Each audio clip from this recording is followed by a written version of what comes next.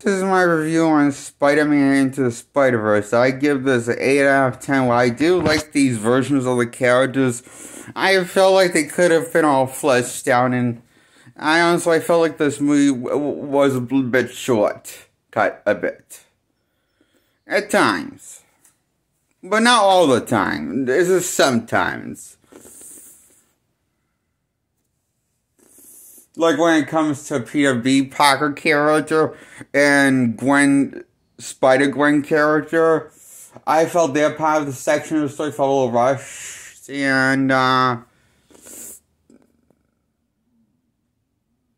but Miles' section of the story was perfectly paced well, mostly. I don't think I had a problem with his Miles' story, that's good because Miles is the main protagonist of the main character of the main story in this movie of Spider-Man Into the Spider-Verse. It's Miles' the story.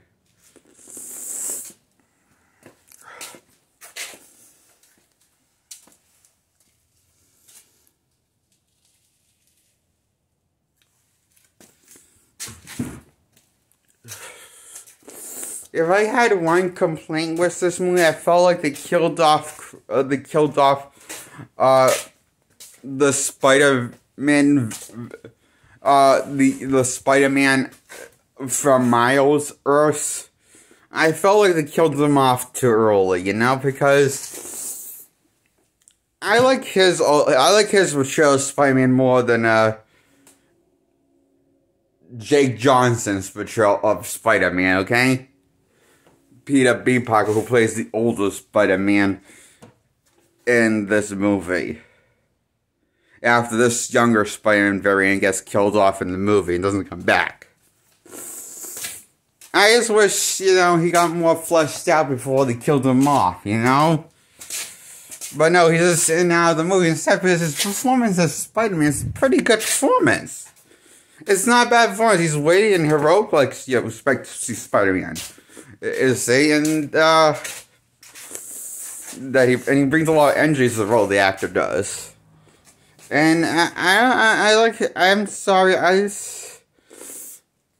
a little bummed out that I never going to get a good Peter Parker Spider-Man movie that I like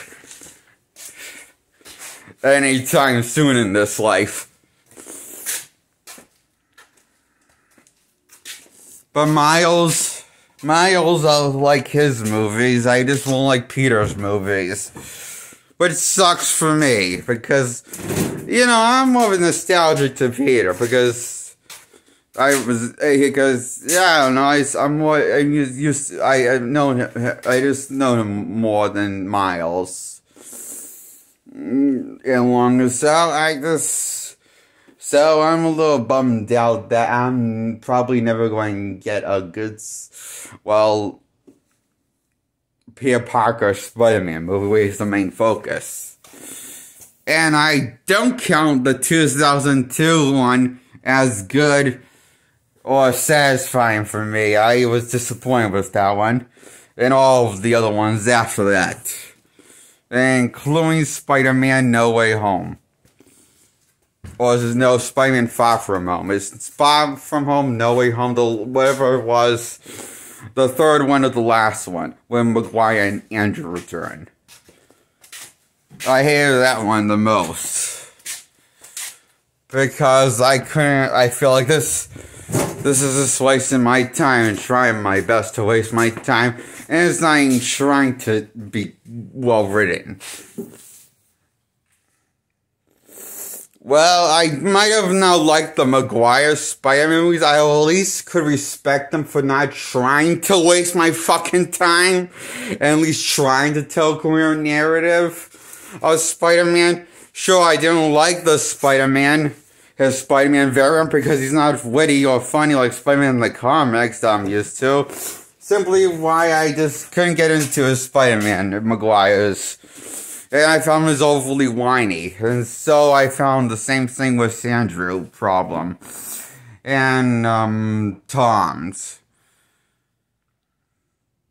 You want to know all three of them have in common? They all start promising the first time, but once you get to the sequel, they'll back. It completely takes a 180 and completely destroys all your expectations of once you get to the sequel of Maguire era or Andrews or even Tom's sequels. Like the performances of her for Maguire's and for Tom and for Andrews, all three of them, for their first installment outing of Spider-Man solo movies, all the performances for Peter Parker and Spider-Man both start out promising enough, but not better than passable. But only barely passable.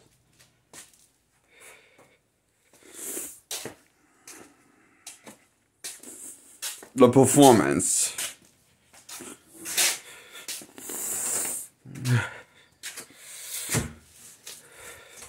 And the writing.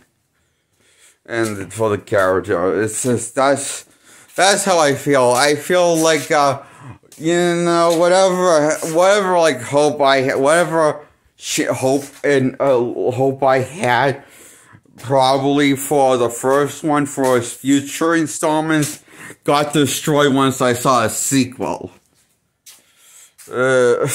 installment for each solo Spider-Man outing.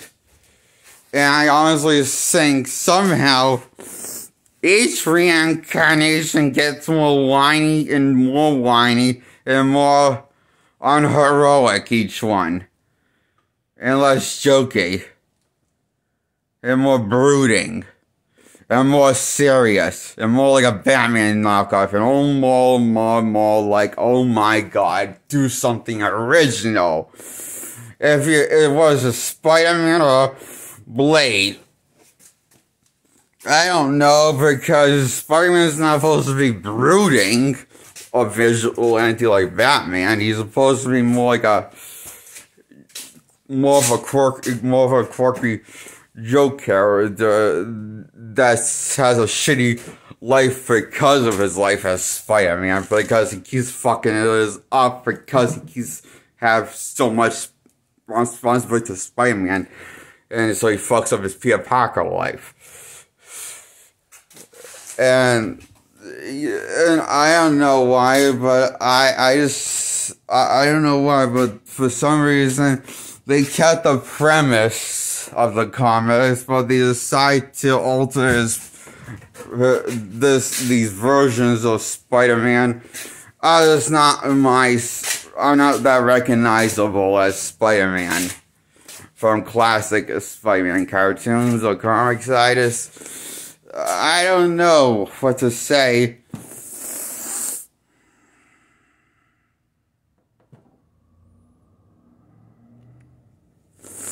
And the reason why I bring this up, because once we get to Spider-Verse, and yes, I'm talking about Spider-Verse now in both videos, I give Spider-Man Into the Spider-Verse and Spider-Man Across the Spider-Verse a 8 out of 10.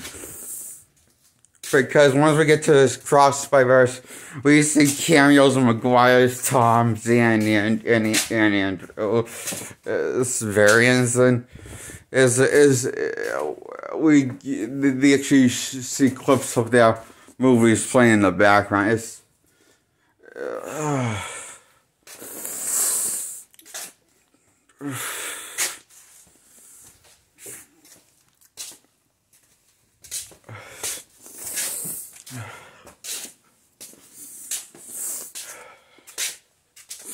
and these people called the Spices say all unheroic cowards, pretty much variants of Spider-Man. And it's weird that they got Spectacular Spider-Man variant on the Spider Society from the canceled Spectacular Spider-Man show. It's a bit out of character that he would let someone die just for the sake of canon. For that Spider-Man, it's a bit out of character for and it doesn't make any. It's also a bit out of character for come to think of it, it doesn't make sense. Why is Miles okay? So this is Spider-Man from Spectacular Spider-Man, and the Spider from the past variants of Spider-Man history exist in the Across the Spider-Verse movie. Sequel to Into the Spider-Verse, the Miles movie, the first one. Now this one's also about Miles, but Miles, his character doesn't get fully fleshed out. It gets because it's a two-part epic of a two-part story. This movie is Across the Spider-Verse.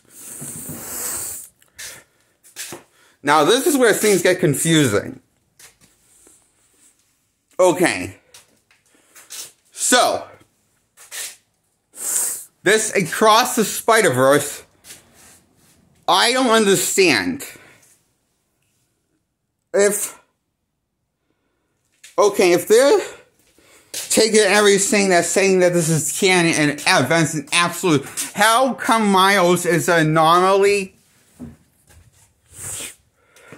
They're saying that Miles is an anomaly, so that's very different from Miles' origin story from his comic book counterpart from the Ultimate comic where he originated from, where he's not an anomaly, he's just from that Earth. That it becomes that Spider-Man after Peter Parker dies because he gets bit by a different spider from his own Earth. But it's a different type of spider, so that's how he's explained how it's a different spider breed, I guess, that's also radioactive. So that's how it's to explain how he got the Venom Blast. You know, the electric powers that they just shock people. It's explained, and so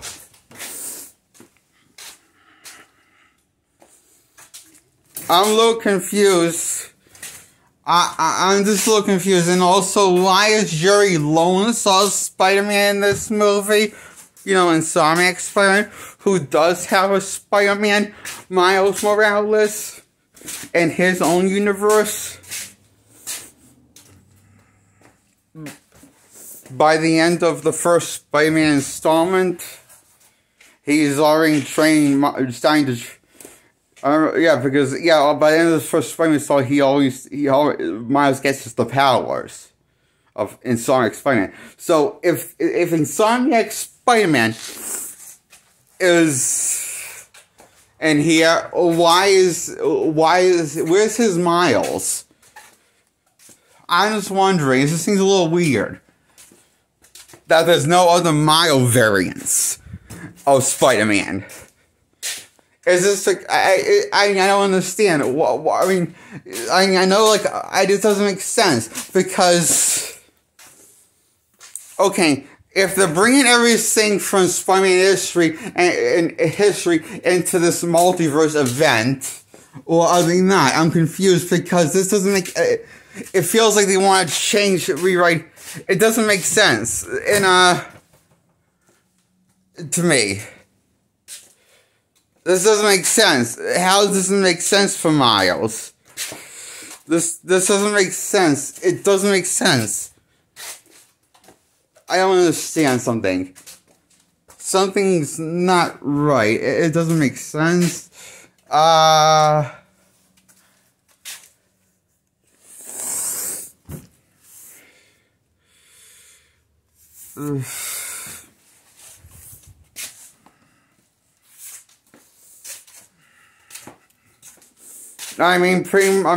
Miles is his combo counterpart is his Spider-Man variant is from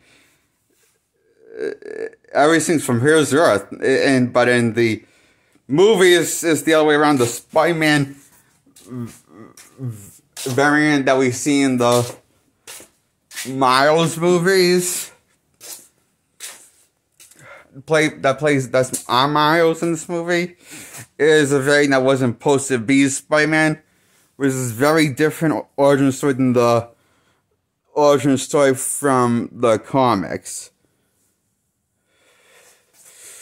But then they basically bring the whole multiverse of Spider-Man lore history pretty much in, saying, oh, this is all canon. See, these are canon events. But we're going to pretend Miles events from comic book history doesn't happen. Or it never has happened. Okay? Sure. That doesn't make any sense. Why? Why does that make sense? How does that make sense? To anybody? I'm confused.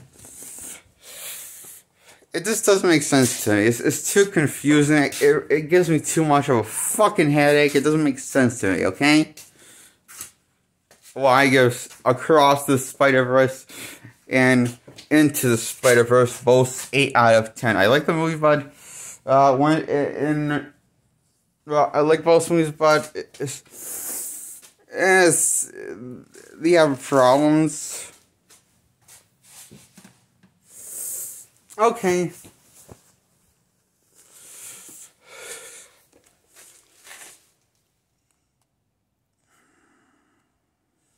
Goodbye. And subscribe, hit the bell. If you want to get notified, hit both. Get notified from my work of my videos, uploads. Hit subscribe and hit the bell. It's not aware. And if you like this video, hit the thumbs up if you like this video, okay? Goodbye.